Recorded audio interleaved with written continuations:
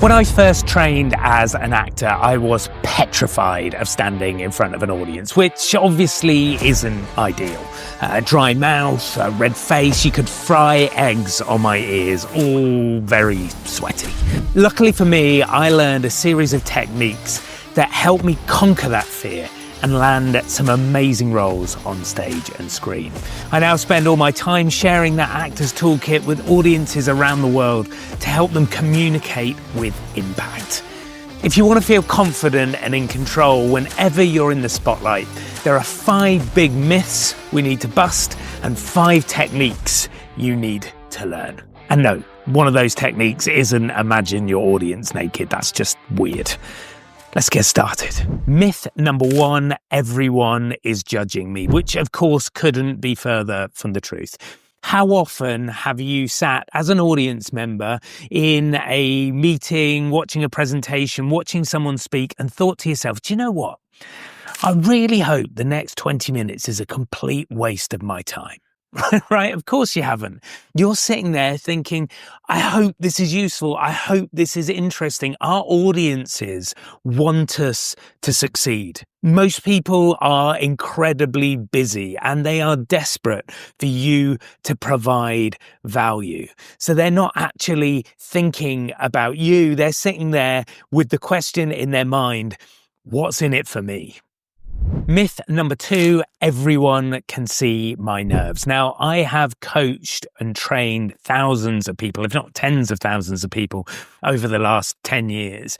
And often people say to me, gosh, could you see my knees knocking together? Or could you see my hands shaking? Or did you hear my voice? And I kind of go, no. Now, that's not to say that you're not experiencing it and you're not feeling it. But your audience quite often can't see the things that you are experiencing. Unless you're holding a piece of paper and we're seeing it kind of wobble around, we don't know that you're nervous. The only time, in fact, that we know that you're nervous is when you tell us and you go, oh, I'm really sorry. I'm feeling a little bit kind of anxious about delivering this message. And of course, in that moment, our confidence in you plummets.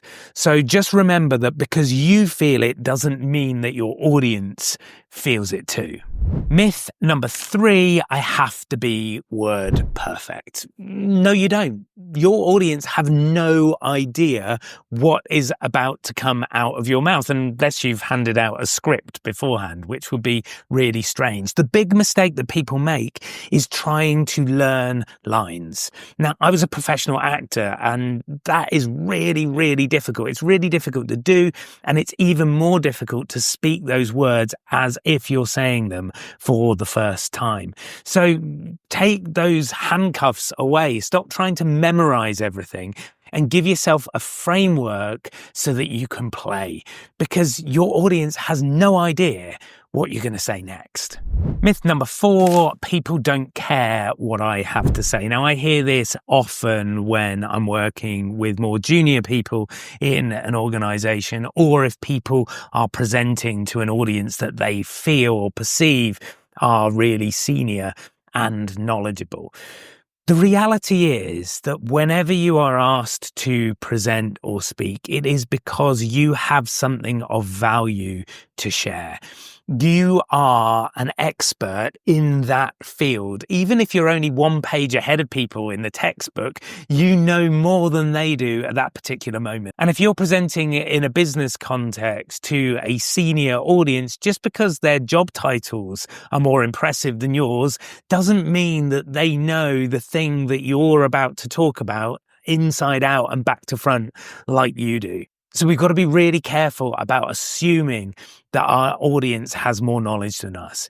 If we're being asked to present, if we're being given the stage, it's because we have something valuable to share. And myth number 5, if I mess up, it's over, which of course is absolute nonsense.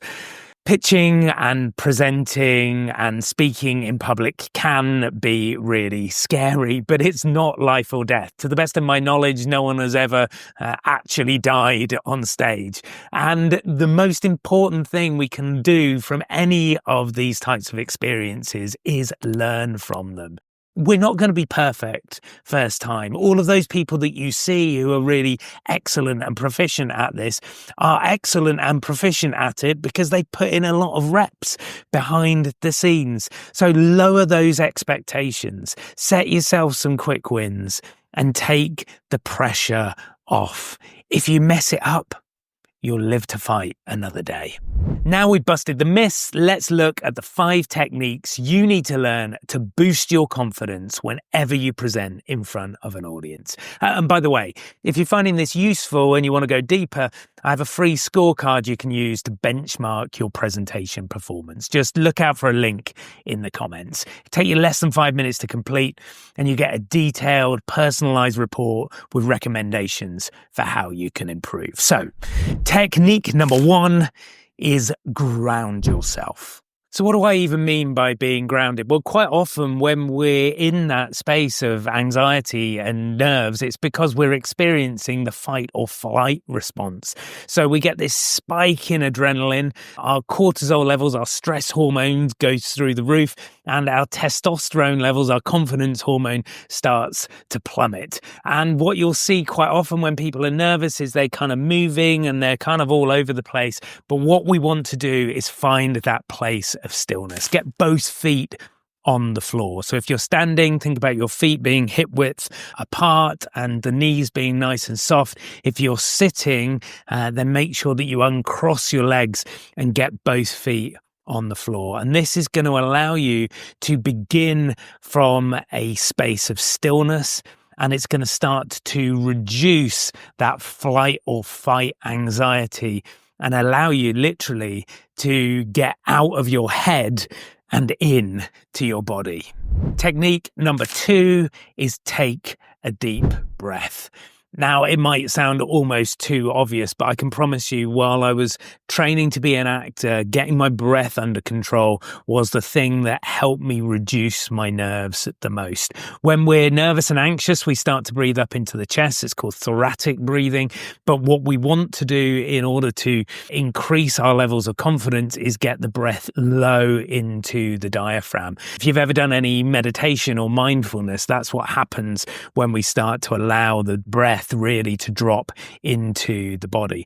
So before you step out on stage or before you stand up or open the laptop to present, it's worth just really getting into a much slower, deeper breathing pattern. Now, I could create a whole 20-minute video on this, and if you'd like me to share some content around how to breathe for presentations and public speaking, let me know in the comments. But at the very least, what I'd love you to do before your next moment in the spotlight is to breathe in through the nose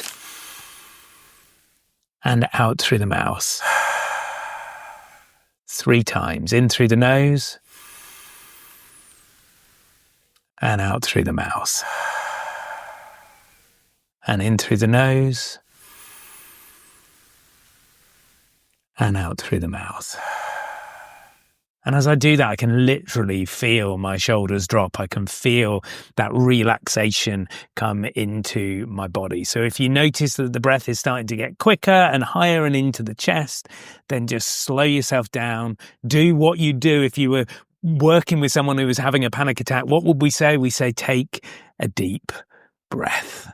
The great thing about working with the breath in this way is that the results are really fast. And I'd encourage you not to wait until you need this one. Do a couple of minutes of deep breathing before you have to get up to speak. And whilst you're listening to the person that's presenting before you, so that when your moment comes, you're already prepared and ready to go.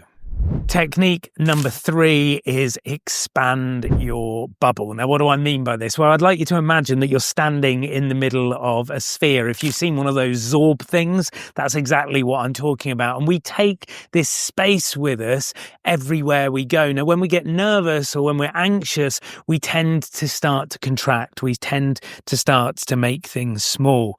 And that gives a signal to our audience that we are lower status.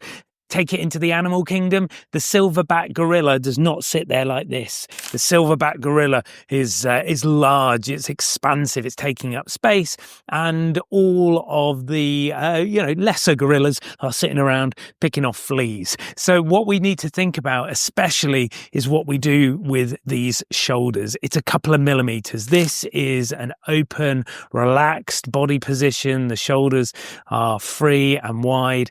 We want to avoid anything that allows us to contract and make ourselves small. And of course, we don't want to get into that kind of slightly aggressive space either. So think about expanding into your bubble and using open hand gestures. So nothing that's clasped or controlled or tight. Instead, we want to be working in width and expanding through that gesture plane. So anything from the top of the head down to the navel is fine. Anything below the belly button starts to look a little bit dodgy. Anything above the head starts to look a little bit mad. So when we're thinking about expansion and taking up space, we're going to help ourselves feel more confident, and we're also going to be sending signals to our audience that we're confident and in control too. And if you want to dig a little bit deeper into this, then check out the research from Professor Amy Cuddy. Technique number 4, pack a parachute. You want to make sure that you are prepared for the worst. In case of an emergency, pull this cord. What is going to keep you safe if things don't quite go to plan? And to be honest, they rarely go exactly as you think they will. There's normally some sort of variance or deviation. So the more that you can think through the worst case scenario and then put steps in place to mitigate it, the better. Really simple things. Have a glass of water nearby.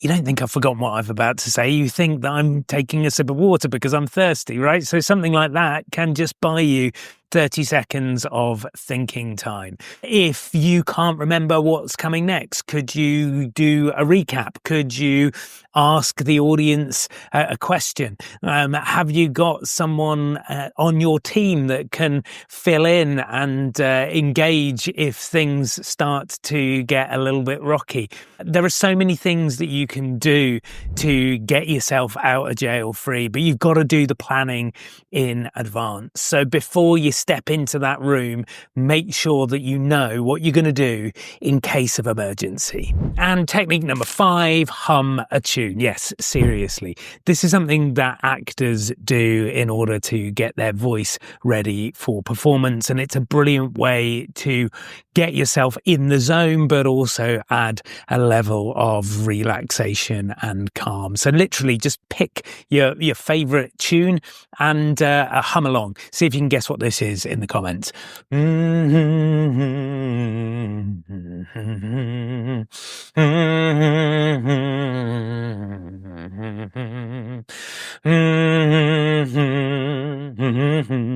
I mean, you can literally pick anything. It could be Baa Baa Black Sheep. It doesn't really matter. But if you do that, what you'll feel in the vocal folds here is that everything starts to vibrate. And when you hit the high notes, everything stretches up. And when you hit the low notes, everything comes together. So it's a real vocal warm up and stretch. And it's also going to just get you focused and ready to perform. So there we have it. 5 myths busted, 5 techniques taught. Now, if you practice these, and this is really important, you've got to practice. You can't just watch this video once and then expect it to work. You've got to go away and put in the reps. But if you do, I promise you, you will start to delete your fear of presenting and speaking in public. It worked for me. It can work for you too.